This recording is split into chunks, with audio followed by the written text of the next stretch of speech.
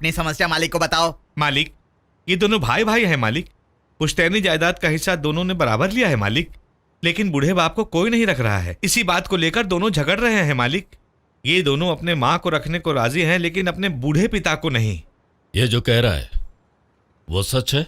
हाँ मालिक, माँ की उम्र बढ़ती जा रही है, उनकी तबीयत ठीक नहीं है, इसलिए मैं उनको अपने पास रखना चाहता हूँ। नहीं मालिक, बचपन से मैं माँ से बहुत प्यार करता हूँ, इसलिए मैं माँ को अपने पास रखना चाहता हूँ। पिताजी को उसे संभालने के लिए बोलिए मालिक। तुम्हारे बच्चे कितने हैं? एक लड़का और एक लड़की है मालिक। और तुम्हारे? 2 लड़के हैं मालिक।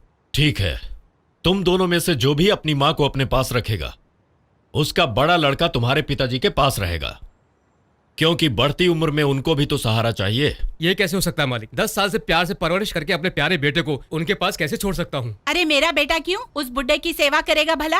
अगर ऐसी बात है तो सासू माँ को ससुर जी के पास रहने को बोलिए ना। क्यों? मेरा बेटा क्यों सेवा करेगा? उनके बेटे को बोलिए ना सेवा करने। बहस करना बंद करो, माँ को अपने पास रखो और अपने बेटे को पिताजी के पास भेज दो। मैं ऐसा कुछ भी नहीं करूंगा, माँ को तुम अपने पास रखो। मैं ऐसा नहीं करूंगा। अभी ऐसा नहीं करूंगा। छोटू, चुप हो जाओ। 10 साल के अपने बेटे को अपने पिता के पास भेजने में तुम्हें इतना दुख हो रहा है, और तुम्हें जन्म देकर, तुम्हारी परवरिश करके, पाल कर, एक अच्छा इंसान बनाकर, शादी करके अपना सब कुछ तुम्हारे हवाले करने वाले माँ बाप को इस उम्र में उन्हें जुदा करने की सोच रहे हो। इससे उन्हें कितनी तकलीफ हो रही है जानते हो तुम लोग? तुम्हें अपने कोख से जन्म देने वाली तुम्हारी माँ, खून पसीना एक करके तुम्हारी परवरिश करने वाले तुम्हारे पिताजी, इन दोनों की मेहनत की कमाई तुम हो। तुम दोनों सिर्फ माँ को अपने पास क्यों रखना चाहते हो मैं जानता हूं, ताकि वो तुम्हारी बीवियों के लिए खाना बनाए, बर्तन साफ करे, बच्चों की देखभाल करे। अब ये काम तो पिताजी कर नहीं पाएंगे, इसलिए वो नहीं चाहिए। अच्छा ये बताओ, अगर ये सारा काम तुम्हारी माँ नहीं कर पाती तब भी तुम दोनों यही कहते? बच्चों की परवरिश करना हमारा धर्म है, क्योंकि हमने उन्हें जन्म दिया है। पत्नी का ध्यान रखना हमारी जिम्मेदारी है, क्योंकि वो हमारी अर्धांगिनी है। माता पिता की सेवा करना हमारा कर्तव्य है, क्योंकि वो हमारे जन्मदाता हैं। तुम्हें अपने माँ बाप पर गर्व होना चाहिए, ना कि शर्म। तुम्हारे माँ बाप तुम्हें अपनी मूर्ति बनाने को नहीं कह रहे, बल्कि वो तुमसे सिर्फ 2 वक्त का खाना मांग रहे हैं। अपने लिए मंदिरों और मस्जिद बनाने के लिए नहीं कह रहे। किसी के द्वारा बनाई गई मंदिर के आगे उन्हें भीख मांगने की नौबत ना आए, ये कह रहे। तुम्हें पालकी में बिठाकर घुमाने के लिए नहीं कह रहे, बल्कि जीते जी चिता पर लेटने से मना कर रहे। बिना गुरु की विद्या, जन्म देने वाले माता पिता को भूलने वालों को कभी जिंदगी में सुख नहीं मिलता। मालिक, हमें माफ कर दो मालिक, हमें माफ कर दो मालिक। तुम्हें मुझसे माफी मांगने की जरूरत नहीं, अपने माता पिता से मांगो। मदद तुम्हें कब से माफ कर चुका हूं मेरे बच्चों। हमें माफ कर दीजिए। देखा तुम लोगों ने, तुम्हारी छोटी सोच ने उनका कितना दिल दुखाया है। फिर भी अपने बच्चों को माफ करने का बड़ा दिल सिर्फ माँ बाप के पास होता है। आखिरी सांस तक अपने माता पिता की सच्चे मन से सेवा करते रहो, यही इस गांव के धर्माधिकारी का न्याय है। लड़की मुझे पसंद आ गई पुरुष, तुमने अपनी जिंदगी में कुछ अच्छा काम किया है तो यही है। आज से मैं आपको जोर से नहीं बोलूंगा पिताजी। Thank you my son, thank you.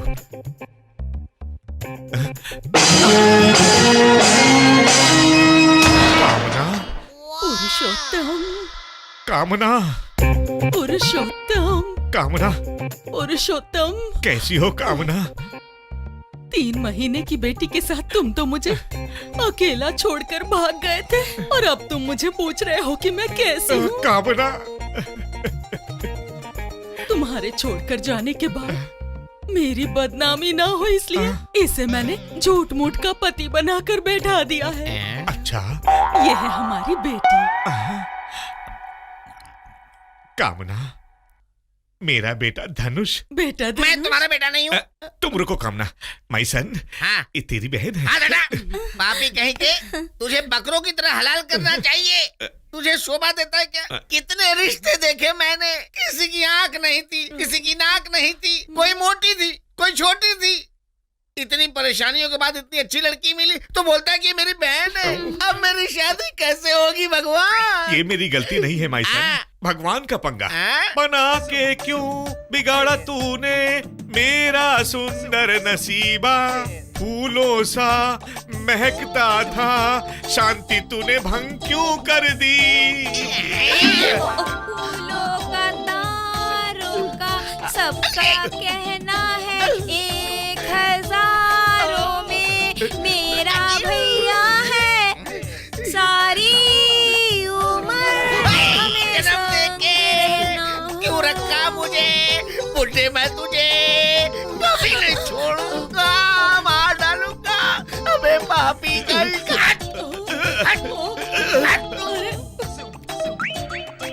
तुझे भूख लगी है, भूख कर कहेंगे। मुंह फेरते तू शुरू हो गया, रुक जा। अबे रुक जा।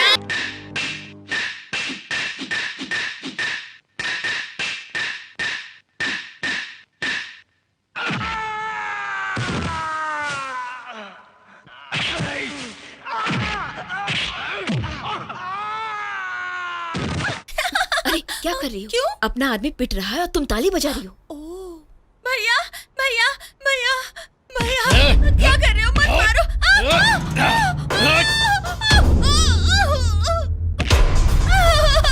मैं तुम्हारे हाथ छोड़ती हूँ, मेरे भैया का छोड़ दो, मत मारो।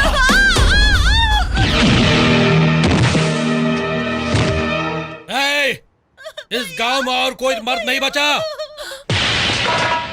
यहाँ तो सारे नामर्द हैं। थू! अगर कोई मर्द बचा तो आकर मुझसे लड़े।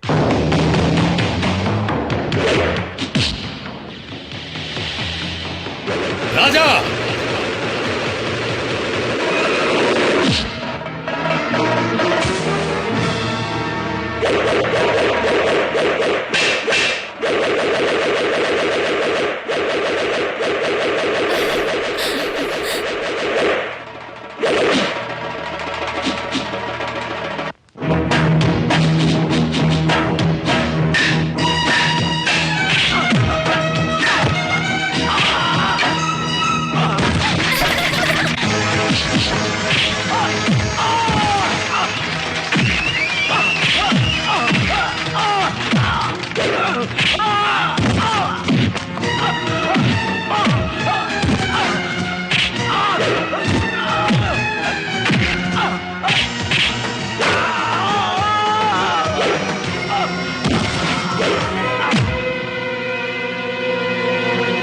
ये गलत है। राजा बाबू से ये सब नहीं लड़ सकते। चलो हम भी चलते हैं। रुक जाओ। इन्हें मारने के लिए ताकत की नहीं, जिगर की जरूरत है, और वो मेरे भाई के पास है। शुरू हो जाओ।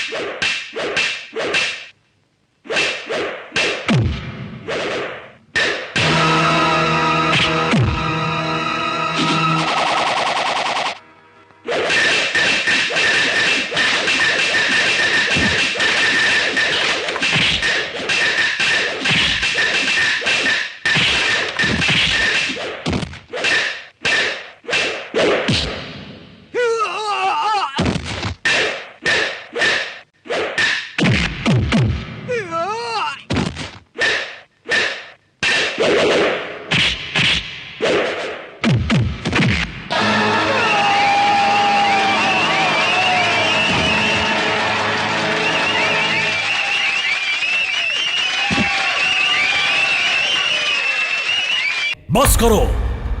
अब तुम्हारे इन मगरमच्छ के आंसुओं का कोई असर नहीं होगा इस दादा ठाकुर के फैसले पर।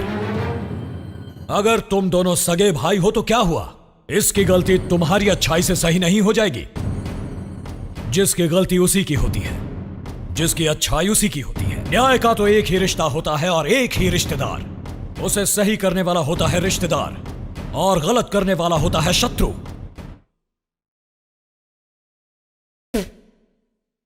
मैं गलती करने वाले को कभी माफ नहीं करता, ना ही उसे दोबारा गलती करने का मौका देता हूं। सही कहा ना आचार्य जी? बड़े मालिक 100% सही है। शाबाश। कल पंचायत में मिलते हैं। अब तुम लोग जा सकते हो। दादा ठाकुर, मुझे माफ कर दीजिए। मेरे बारे में तुम सब अच्छे से जानते हो। ये ठाकुर जो बोलता है वही करता है। और जो करता है वही बोलता है। मुझे माफ कर दीजिए दादा।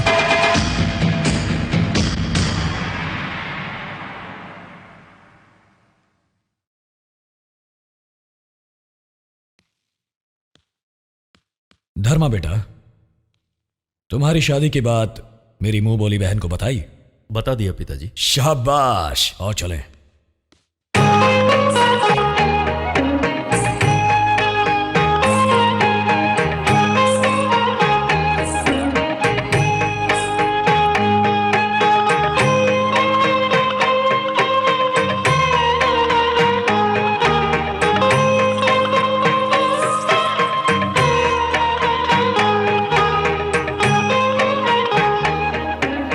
क्यों बहना, कैसी है लड़की?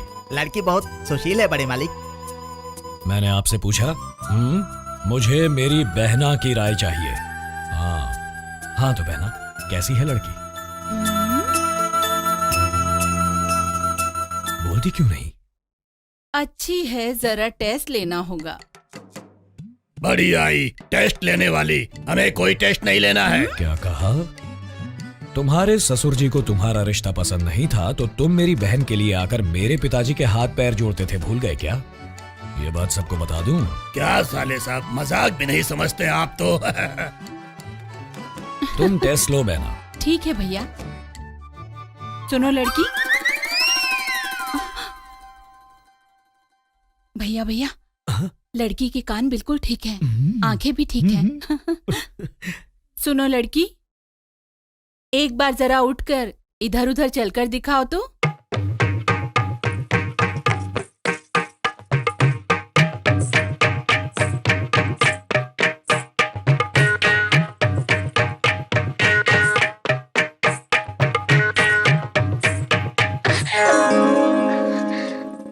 बहुत हुआ, आप बैठ जाओ। भैया भैया, लड़की लंगड़ी भी नहीं है।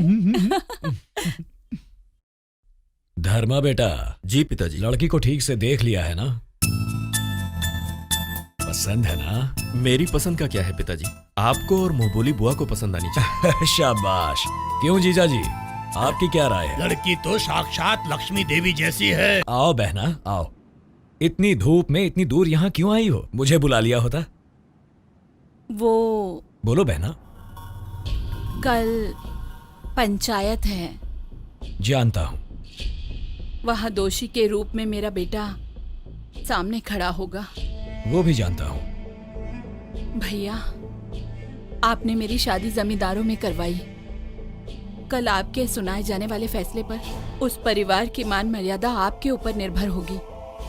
मैं जानती हूँ मेरे बेटे ने गलती तो की है, लेकिन आप अपना मन बड़ा करके उसे माफ कर देना भैया, माफ कर देना।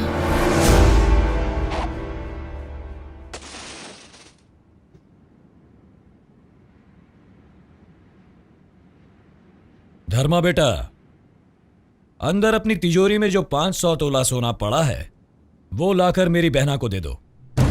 देखो बहना, रामपुर में मेरा 700 एकड़ का नारियल का बगीचा है, वो भी देता हूं। उसी तरह गोदावरी नदी के पास जो 200 एकड़ जमीन है वो भी तुम्हारे नाम की। तुम अगर चाहो तो मैं अपनी सारी जायदाद इसी वक्त तुम्हारे नाम कर सकता हूं, लेकिन सदियों से चली आ रही हमारी नीति और न्याय को मैं नहीं छोड़ सकता। मेरी बात सुनिए भैया।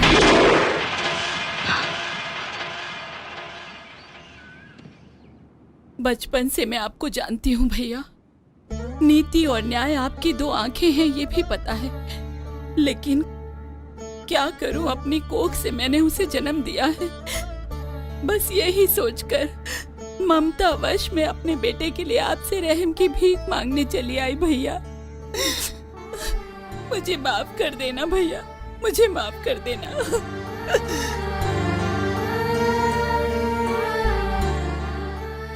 दुख हो रहा है बुआ जी? नहीं बेटा, गर्व हो रहा है।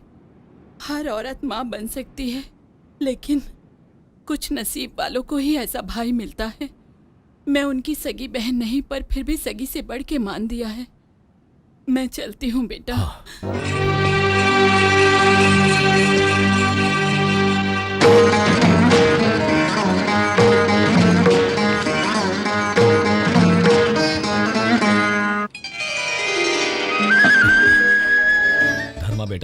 मेरी बहू साक्षात लक्ष्मी देवी है। तुम जब भी घर से बाहर निकलो इसके हाथ से पानी पीकर ही निकलना, अच्छा होगा। ठीक है पिताजी। आचार्य जी, बड़े मालिक। पंचायत का वक्त हो गया है, अब चलना नहीं है क्या? जी, बड़े चलिए। चलता हूँ बेटी। चलो धर्मा बेटा।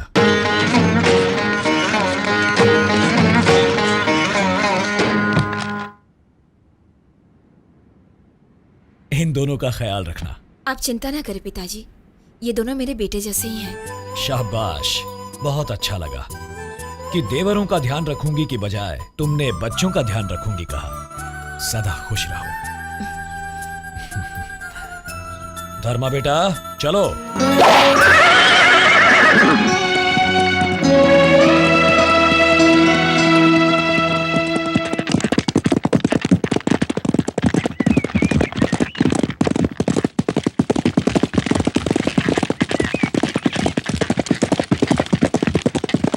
साले साहब बग्गी रोको। अरे घर के सामने से ऐसे ही निकल जाओगे? घर के अंदर आकर थोड़ा ठंडा पानी भी कर जाओ। फैसला सुनाने से पहले आरोप लगाने वाले के घर की ओर आंख उठाकर भी नहीं देखूंगा। अगर इल्जाम गलत साबित हुआ तो तुम्हारे घर में आकर अपनी बहन के हाथ का खाना खाकर जाऊंगा। साले साहब, तुम जिसका फैसला सुनाने वाले हो वो तुम्हारी मुंह बोली बहन का बेटा ही नहीं बल्कि राणा प्रताप सिंह का पोता भी है। ये बात तुम अच्छी तरह याद रखना। धर्मा चलो।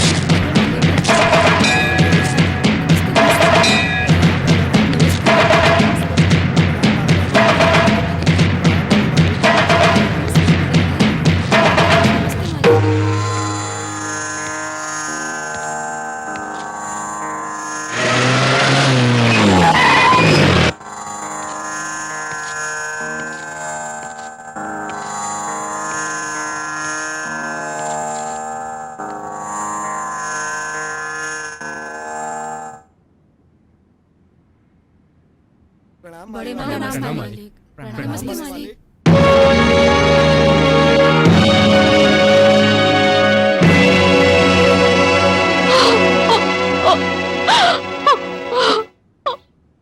शुरू कीजिए। सुनो, जो भी हुआ है सब विस्तार से बड़े मालिक को बताओ। मालिक, मेरी बेटी इनके खेत पे काम करती है और वहाँ जो मजदूरी मिलती है उसी से पेट भरता है। लेकिन कल जमींदार ने हमारी बेटी के साथ क्या किया? इसकी इज्जत लूट ली। अब हमारी बेटी से कौन शादी करेगा? बड़े ठाकुर आप बताइए, हमारे साथ न्याय कीजिए, न्याय कीजिए बड़े ठाकुर, न्याय कीजिए।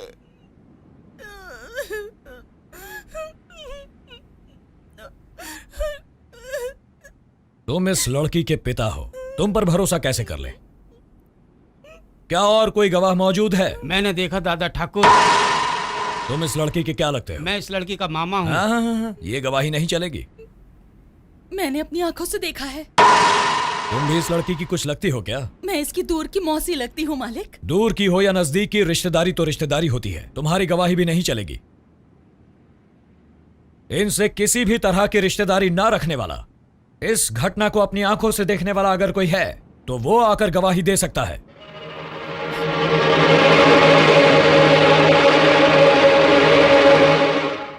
आपको किसी से भी डरने की जरूरत नहीं। हम सबको केवल भगवान से डरना चाहिए और अपनी अंतरात्मा से। बोलिए।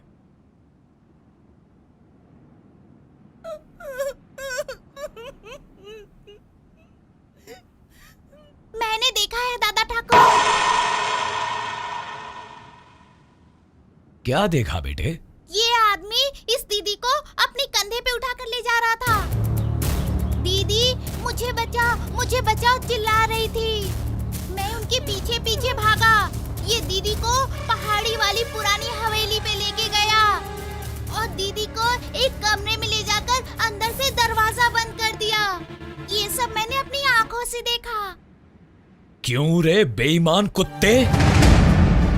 हमारे नीचे काम करने वालों को रोटी कपड़ा देकर सहारा बनकर उन्हें आश्रय देना मालिक के नाते हमारा धर्म है।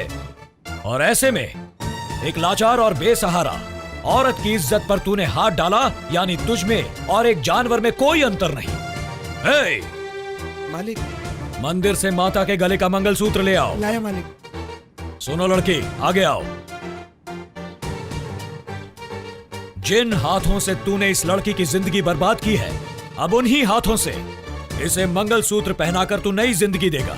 यही इस दादा ठाकुर का फैसला है। दादा ठाकुर, अपना फैसला बदलो। देखो, ऐसे शौक रखना हम जमींदारों की आदत है। मैं तुम्हारी बहन का पति हूँ और ये हमारा बेटा है। जरा आगे पीछे सोचकर फैसला सुनाना सीखो। चुप रहो। इसके आगे एक शब्द भी कहा तो मैं तेरी जबान खींच लूंगा। मेरी आंखों में आंखें डालकर बातें करने की हिम्मत नहीं तेरी, और तू मेरे फैसले को नकार रहा है। जान ले लूंगा तेरी। रिश्ता और रिश्तेदारी मुझे नहीं चाहिए। मुझे नीति, न्याय और धर्म चाहिए। तुझे जैसे तेरा बेटा प्यारा है, मुझे अपना न्याय प्यारा है। मैं अन्याय नहीं होने दूंगा। दे दो मंगलसूत्र, पहनाओ इस लड़की को। दादा ठाकुर,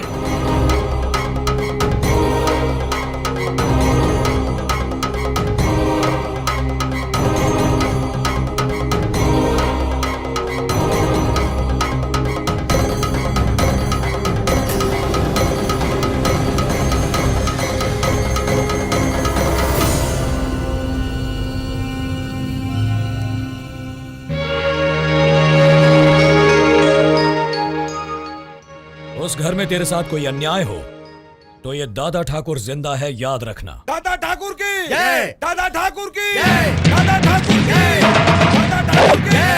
दादा ठाकुर की जय। दादा ठाकुर की जय। दादा ठाकुर की जय। दादा ठाकुर की जय। दादा ठाकुर की जय। दादा ठाकुर की जय।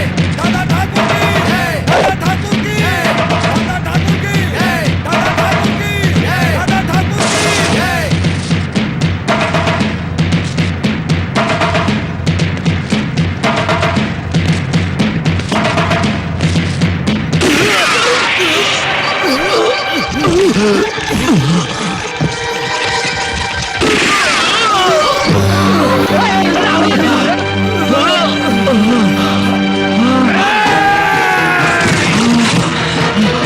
नहीं, रुक जाओ। रुक जाओ। खबरदार, उसे कोई नहीं मारेगा। भैया,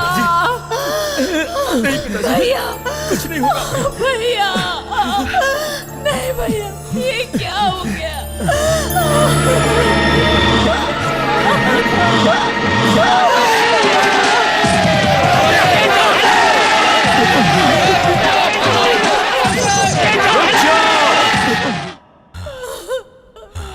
कोई भी उस पर हाथ नहीं उठाएगा। उसकी गलती की सजा उसे ही भुगतने दो। आज से उसे और उसके परिवार को 18 साल के लिए गांव से निकाला जाता है। उनसे कोई बात नहीं करेगा। उनके घर अच्छे या बुरे में कोई नहीं जाएगा। यहां तक कि उनके घर का पानी भी कोई नहीं पिएगा। इसका पालन जो नहीं करेगा उसे भी यही सजा मिलेगी। यही इस दादा ठाकुर का फैसला है।